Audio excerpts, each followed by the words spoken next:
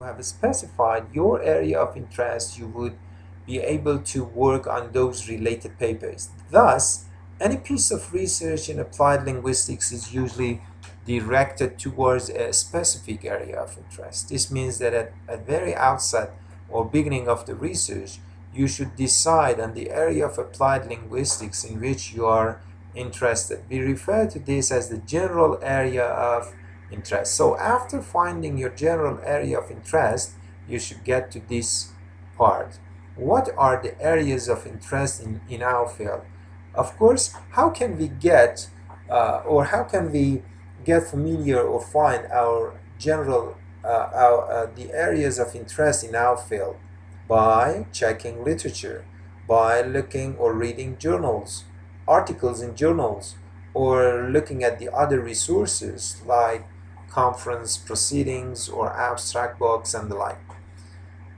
Uh, to answer this question, it should be mentioned that there is no fixed and standard classification of these areas. Rather, by checking literature, journals, and other resources in the field, it is possible to identify and name these areas. Just to provide you with some ideas, you can say that the four skills reading, writing, listening, and speaking and language components such as grammar and vocabulary, testing, teaching, learning, instructional technology, learners' motivation constitute but a fraction of the many interesting areas, right? So you can work on different skills like reading, writing, listening, and speaking. At the same time, you can combine some of them together. For example, you can combine instructional technology with reading. Use, for example, a specific software for teaching reading. Use a particular software for teaching writing, a better for a better teaching writing. So, for example, there are some students who design some softwares for analyzing students' writing, for example, and scoring them, right? And also that can be true of the other skills as well. Or you may work on some psychological aspects like students' motivation, right? Or some social issues like students' identity or teachers' professional identity and the like. And at the same time, the technological aspects or technological issues are very, actually is a very new and recent topic that the students can work on. Uh, in any of these areas, we can identify some more detailed areas as well. As I told you, these are some general issues that you can go into details regarding each one of them. For example, in terms of vocabulary, you can work on teaching different methods of teaching vocabulary, working on incidental vocabulary learning or intentional vocabulary learning, or working on sight vocabulary, for example, and checking the effect of these forms of vocabulary teaching on students' reading comprehension, for example. These are the forms of uh, finding the topic of our research.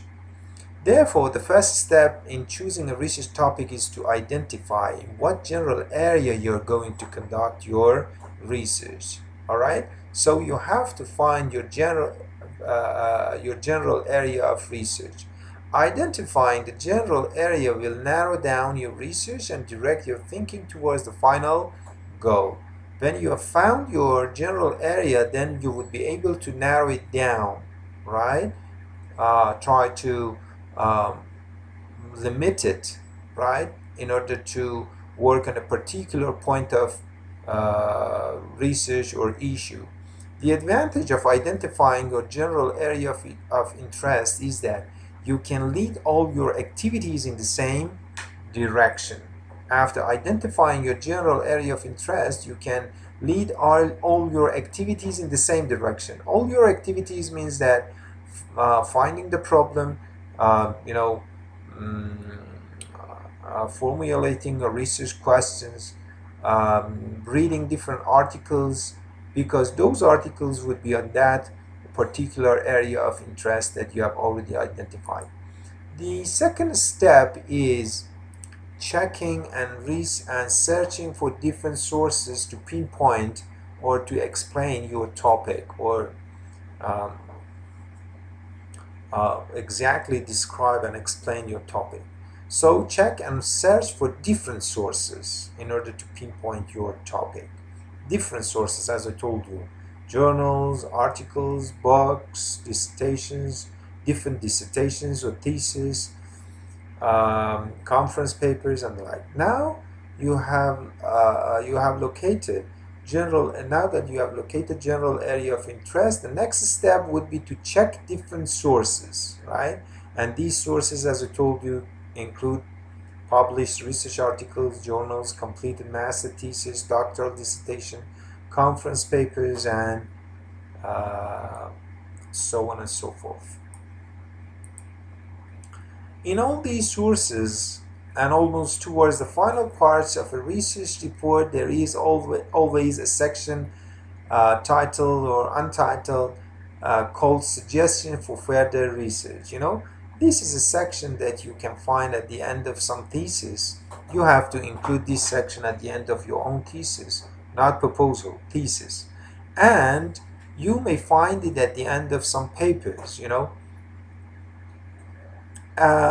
the last section of the papers, you may find this section, and in this section you would be able to see the suggestions for future or further research that has been suggested by the researcher himself, right? Because he has worked on a particular area and he knows that he hasn't worked on the other issues, so he suggests the other issues to be worked on, to be carried out by the other researchers. So you can consult to locate a research topic. This is a section that you can consult in order to locate a research topic. One of the criteria for the selection of a topic is that the findings should add to the body of knowledge of the field. So avoid trivial topics or topics that have been worked on before.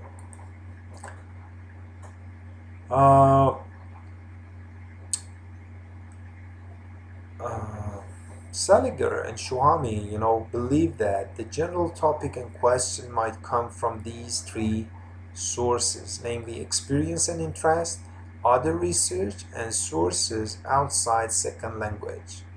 Sometimes, teachers or people who are working in a particular area, they experience some problems, so they can work on that as a kind of research problem and then start doing a research on that area. So some other scholars also consider experience, deduction from theory, and related literature as the possible sources. Deduction from theory, you can take it or deduce it, deduce that research from what? From the theoretical aspects that has been presented by some other scholars, and come up with a particular research problem.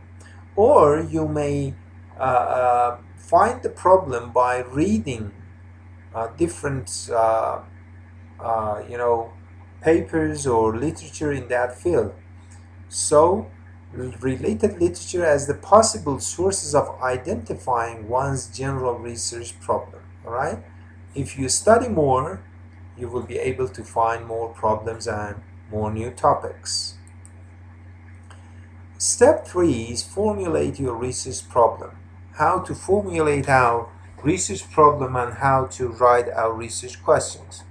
The process of research begins with a question and ends with finding answers to that question. Your research problem should be stated in the question or questions of your research, and those questions should be answered later on in results section, right? So using the sources stated in step 2, you are now in position to formulate your research problem. You might consult only one of the sources and locate your topic, or it might be the case that almost always you benefit from your consultation with many different sources and then make up your mind on a specific topic. You may identify your topic of research, whether you use one of those sources or you combine several of them to choose your topic. You should be able to formulate your topic in the form of a research problem. All right? You should be able to formulate your topic in the form of a research problem. And that's why we say that one of the important sections of a study is, or proposal is, a statement of research problem or a statement of the problem. Your research problem is the foundation of your whole research process. You should state, in the statement of the problem, what is the gap in this particular area you're going to work on.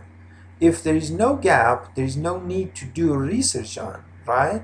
So you have to highlight the gap, state the gap, and find a particular topic or design a particular method for solving that problem.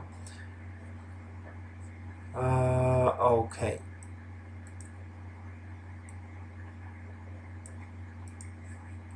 The choice of your research problem must necessarily be very attractive to you. That problem should not be a kind of, very, uh, small problem, or something which is not very attractive, or something which is not very important. So the problem of your study should be very attractive to you, or you will not have enough motivation to carry it through. If you're not interested to that problem, in that topic, you will not be able to, you do not have enough motivation to finish it. Therefore, give it enough time and care. It should be something you're really interested in, and at the same time, it should originate from your own mind and curiosity. I told you that taking a topic from the other people, from the other even professors, is not a good one. You as a researcher have to uh,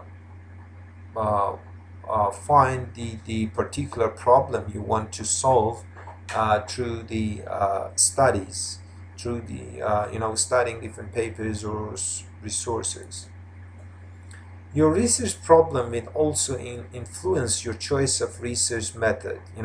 When you state your problem, that would, in order to solve it, you have to specify the particular research method.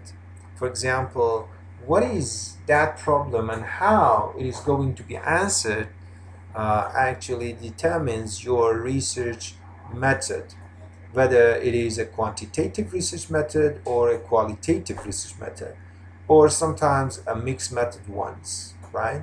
A particular method in which one part of the study is quantitative and the other one is qualitative.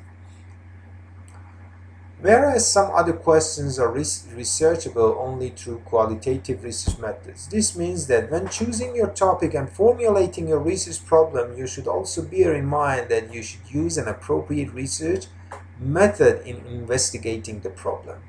All right? So when you have determined the topic, it's your job to determine the research method, how you're going to approach it, how you're going to solve that problem. Are you going to just observe some classes?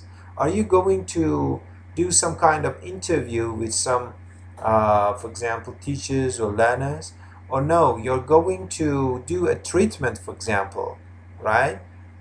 Or you're going to find a correlation, as you have probably noticed. The first series of questions, examples, are related to qualitative research design, and the second series of examples are related to quantitative one. When I said using a kind of treatment, it's clear that your research is experimental. Or if you want to see the correlation between two variables, it's a correlational study. This means that when choosing your topic and formulating a research problem, you should, I talked about this one. In qualitative research methods, that include descriptive case studies, ethnographies, interaction analysis, participant and non-participant observation. These are different forms of qualitative research methods.